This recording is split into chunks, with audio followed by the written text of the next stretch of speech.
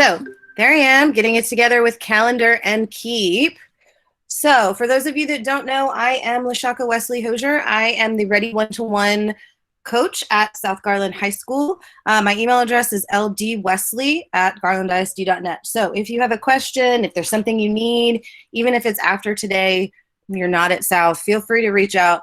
All of the one-to-one coaches feel the same way, that we're here to support anybody and everybody that has questions, because we're all about learning and making it better.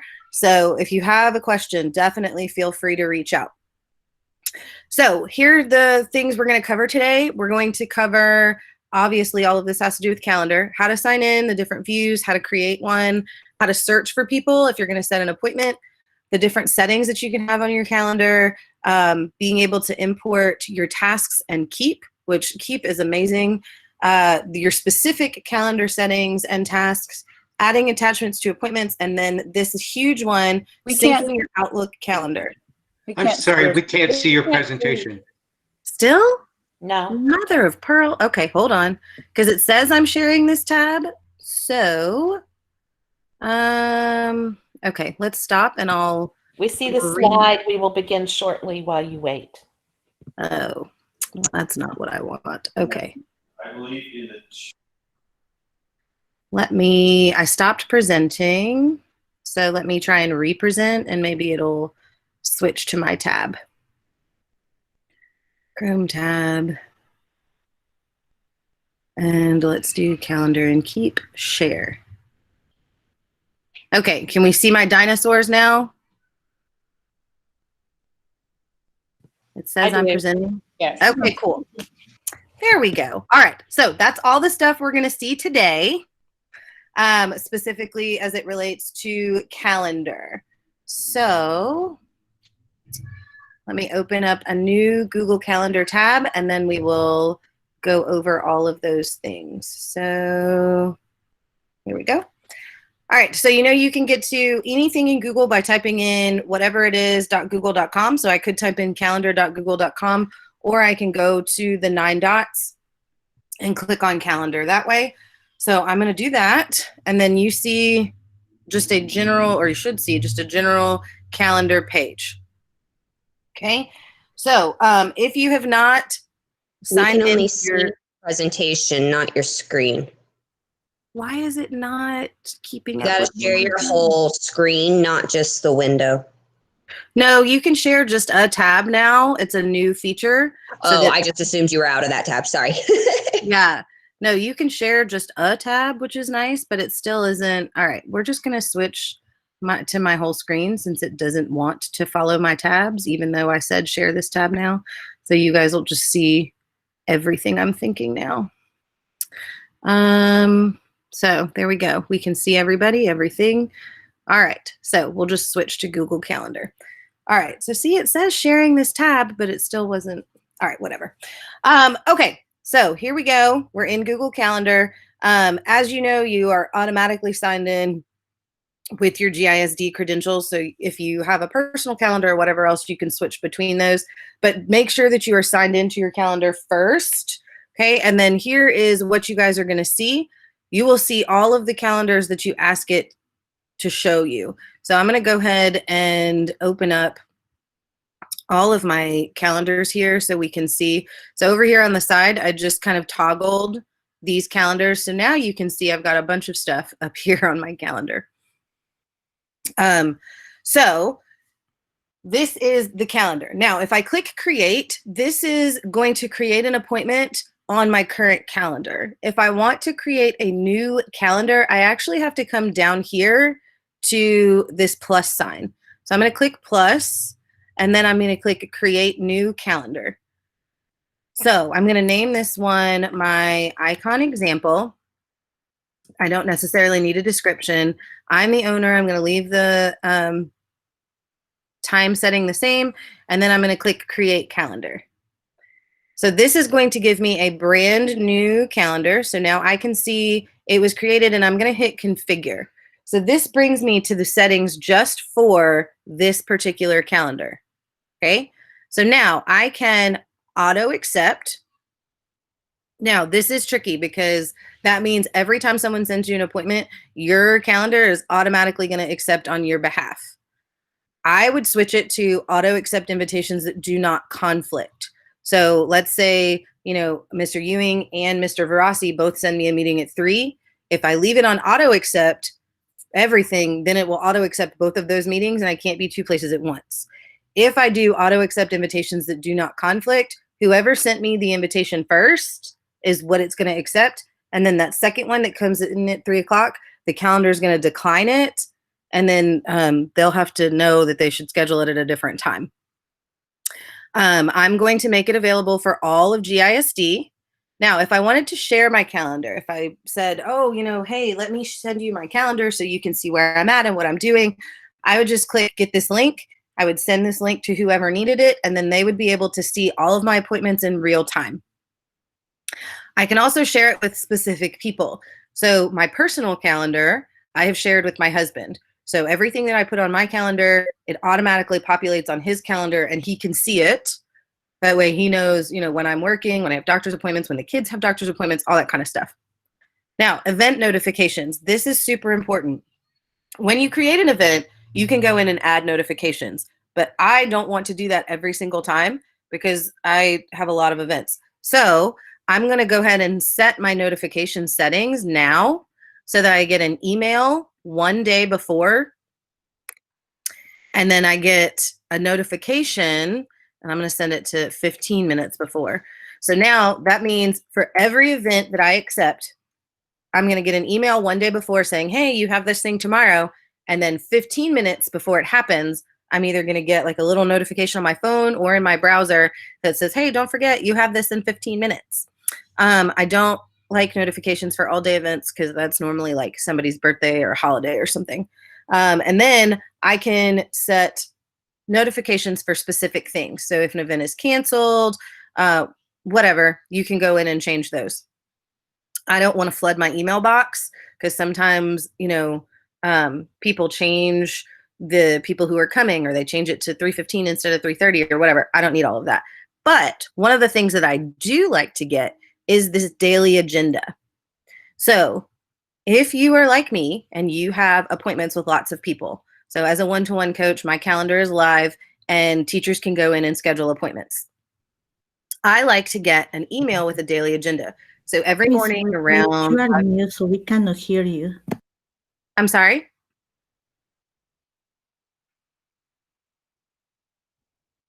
Did someone say you couldn't hear me? Yeah, somebody said they couldn't hear you. I can hear you though. Okay. So the daily agenda will actually send me an email in the morning that has every appointment that someone scheduled on it. So if I, if somebody schedules one without me knowing, because sometimes that happens, they go in and schedule an appointment and then I get the notification, but I'm like, oh crap, I didn't even know I had that. The daily agenda kind of saves me from that. So I get an email every morning between 5:30 and 6, and it's going to show me all of my appointments for the day. So if you're super busy, that is one of the things that has saved my life.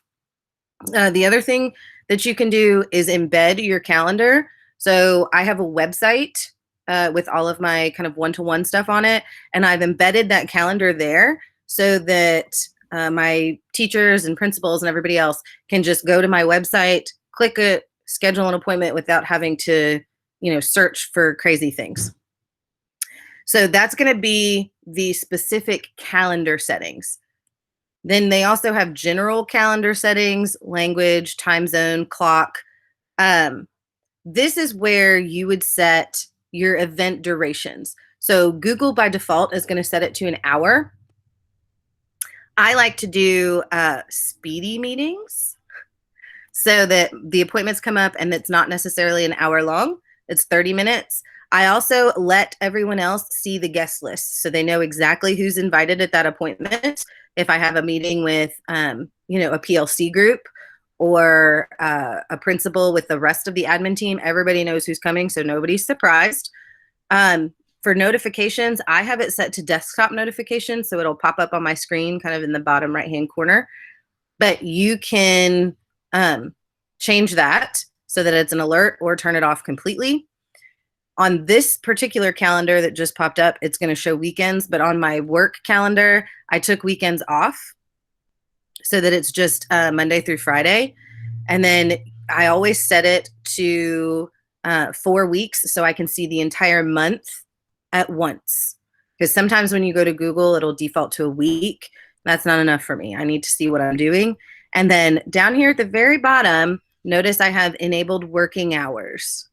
So our working hours are 7:30 to 3:30, 7:15 to 3:15, whatever. So I could go in and change this so that nobody can schedule an appointment after a certain time or before a certain time, which is also really nice because then nobody's accidentally scheduling an appointment for 8 p.m. because they weren't paying attention when they did it. And then if I wanted to, I could put in a work location, but that's not really a big deal. So those are all of the settings for specific calendars as well as just general settings. So now I'm back to my calendar and I'm going to switch it so that now all I see is the iCon calendar.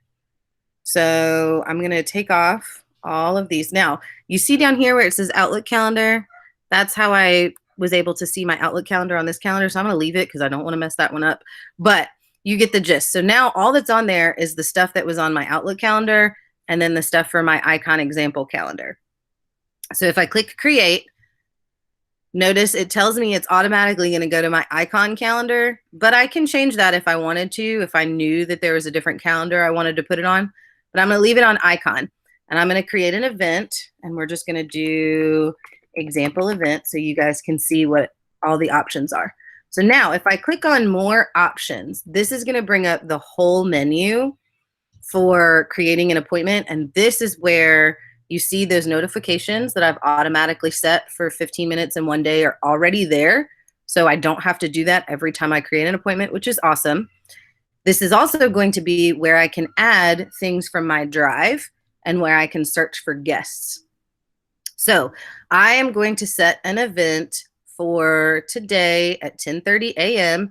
Notice it gave me my speedy appointment options here because they're going to end 5 minutes early, 10 minutes early, whatever. So I'm going to set it for 30 minutes and it's going until about 10:55 so that I have time to get to my next meeting. I don't want it to repeat, but you could set it to repeat, custom, weekly, only on the first Monday of the month, every weekday. There are so many options there, but I'm not going to repeat this one. I do not want to add a Google Meet conferencing, but if I wanted to, they've integrated that into Calendar and that's new. Like they did that in the past 3 weeks new. So then I can add guests. So if you come over here and you just start typing in names, and I'm going to type in Gina's name, it brings up this little person. Okay, so I can mark her as optional, meaning she doesn't necessarily have to come, but I want her to come. Okay, now if I change this to 10:30 p.m., which, you know, you should never have a meeting at 10:30, but just for, you know, visual sake here. See how now she has a moon and it tells me it's outside her working hours. So if I'm searching for someone, let's just put in Martine. Oh, look, it's outside Martine's working hours too. But if I go back up to, let's say 12:45, because I know that's in her working hours. Okay, now they're both available.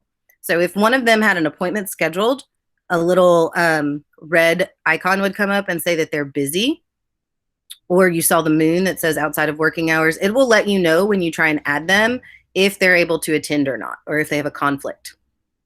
Okay, so coming down, I want my availability set to busy, and I'm going to leave it to default visibility.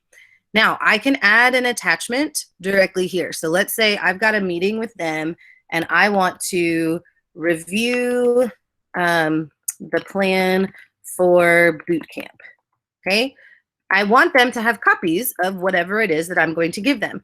So if I click on the paperclip there to attach it, I can pull something directly from my Google Drive, which is nice because then I can give them whatever I want. So let's go to SGHS 1920. Oh, those are videos. That's not what I want. We'll just go to recent. Okay, so here's my attendance. And now you see I've got this spreadsheet right here. Okay, I can also insert a link. So if there was a video I wanted them to watch, or maybe a website I wanted them to review first, Now, the only bit.lys I know off the top of my head are the bit.lys for the webinars Gina and I were doing. So I'm going to put that in there anyway. So now you can see I've got my link there. I've got what we're doing. I've got my attachment here. And then I can also go in and just say, you know, here's my agenda and type in the agenda. Review notes, discuss, whatever. Okay. So now when they get the invitation for this, they're going to see all of these things as part of the invitation. So I am actually going to put this in here. Training do not complete, so that they understand that I'm not actually asking them to do anything. Okay, so then I'm going to hit save. So now, do I want to send emails? Absolutely. I would normally send them, but I'm not going to send them now because I don't want them. Now, Google is super intuitive, and it knows that I have not shared that document that I attached with Gina and Martine. So it's going to say, hey, if you want them to see this, you should probably share it with them. Okay, so then I would give them viewing rights, and I would hit invite. So then once that goes to them, they're going to see, and now my event is saved. Okay, wait, come back. Okay, no. All right, so now my event is saved. So now the event is there. I've invited Gina and Martine, and everything is good to go. So here is my example event. And if I click on it, I can see everything here. I can see the agenda. I can see the website. I can see the things straight from my drive. I can see what calendar it's on. And then I can see that I have 2 guests and I'm awaiting their responses. So now, one of the other cool functions of Google, if I want to send them an email, I can just come up and I can click on this email guests, and it's automatically going to give me their email addresses. And then I can say, hey, you know, had to cancel meeting, running late, whatever. So I can email everybody at once instead of trying to text or create a group email to get everybody notified that way. And then I can also edit the event, delete it. And then my other options, I can copy it to other calendars. So let's say, you know, I wanted to share this meeting with my husband.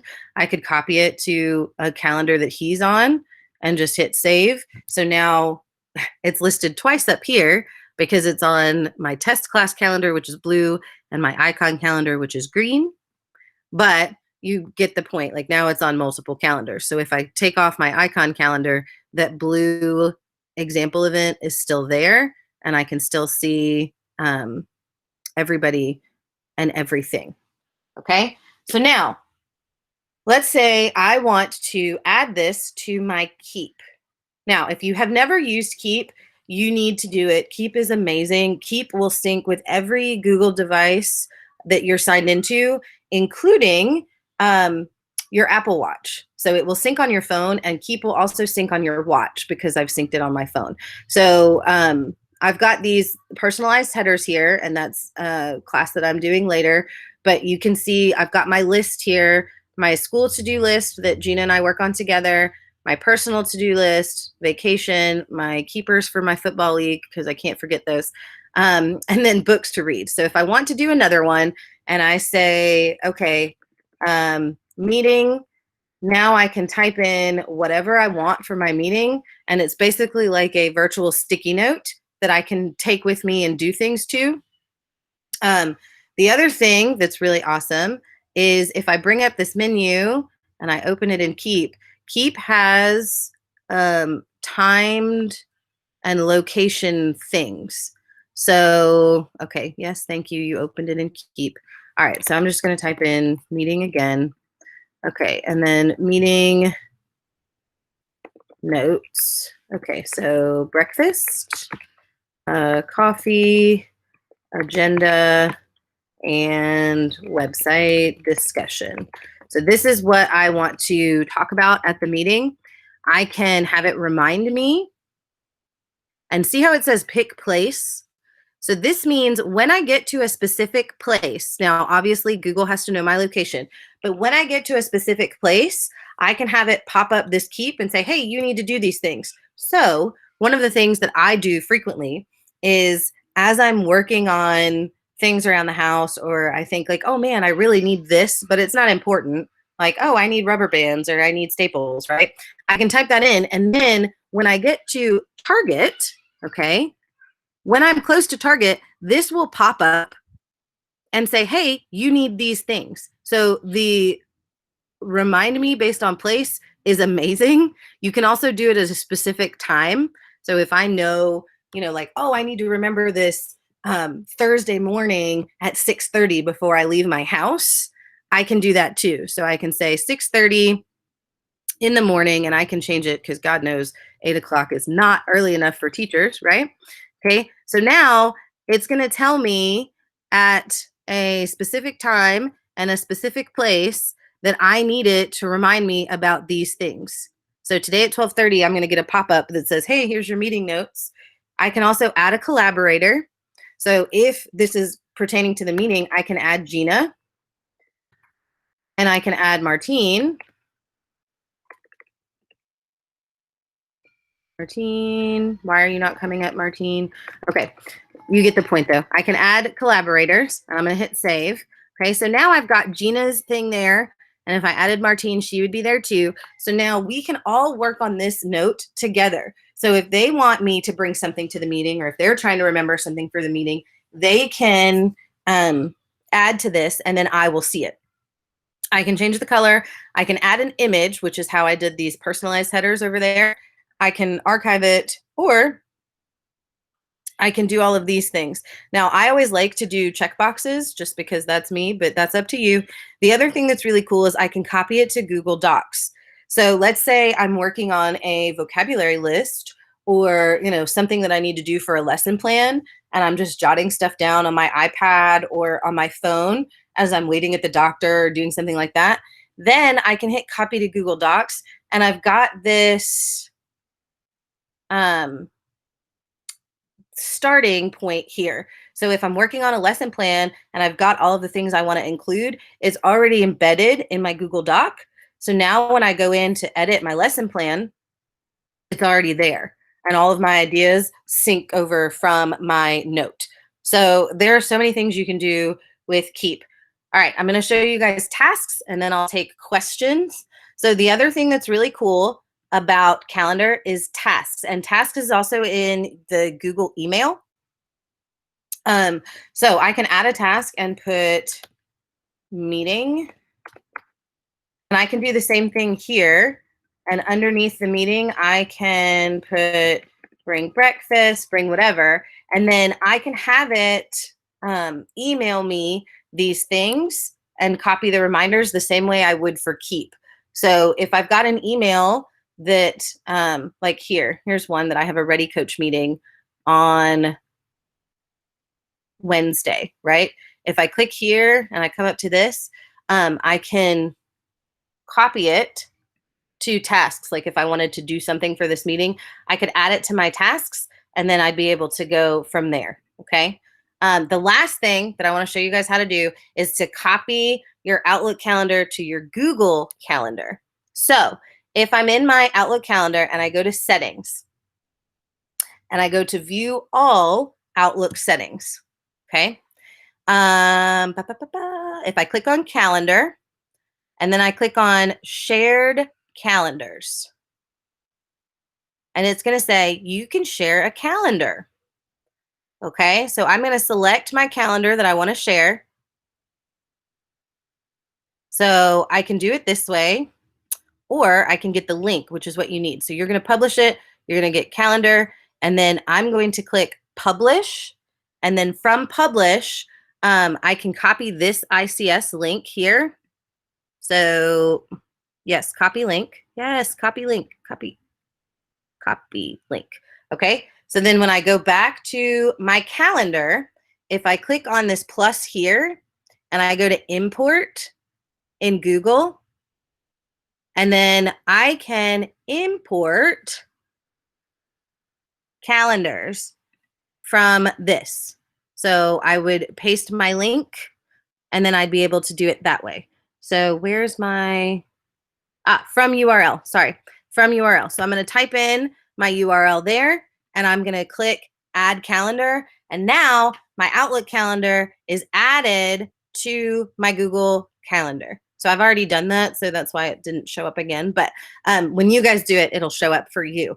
So now I can see my Outlook calendar in my Google Calendar, which is great because I use my Google Calendar for everything, my family calendar, work calendar, shared calendar, everything. So it's nice to be able to see everything at once, okay?